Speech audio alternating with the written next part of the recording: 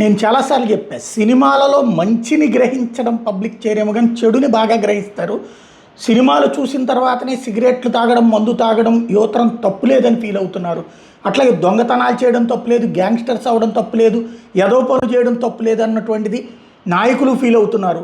అలాంటి నాయకులు ఆ పని చేయడంలో తప్పు లేదని ఇటు ప్రేక్షకుడు ఫీల్ అవుతున్నాడు, లేదా ప్రజలు ఫీల్ అవుతున్నారు. చివరికి వాళ్ళ అనుచరులుగానో లేకపోతే వాళ్ళ ప్రాపకం మాకుందని చెప్పుకునే దశకి దిగజారుతున్నారు. అందుకనే సినిమాల్లో, పాత సినిమాల్లో ముందు వెధవైనా ఫైనల్గా మంచోడవుతాడు, తాగుబోతు సిగరెట్ తాగి నాశనం అయ్యేవాడు చివరికి మంచివాడి కింద మారతాడన్నటువంటిది ఆనాటి సినిమాలు అయితే. తిరుగుబోతు, తాగుబోతు ఇట్లాంటి. ఇప్పటి సినిమాల్లో తిరుగుబోతుగా, తాగుబోతుగా, ఫ్యాక్షనిస్ట్గా, స్మగ్లర్గా ఇట్లాంటిది ఉండటం, గ్రేట్గా ప్రొజెక్ట్ చేయటం, చివరికి కూడా అదే గొప్పగా ప్రొజెక్ట్ చేయడం అనేటటువంటి ఒక ట్రీట్మెంట్ సమాజాన్ని నాశనం చేస్తుందని నేను అనేకసార్లు ప్రస్తావించాను.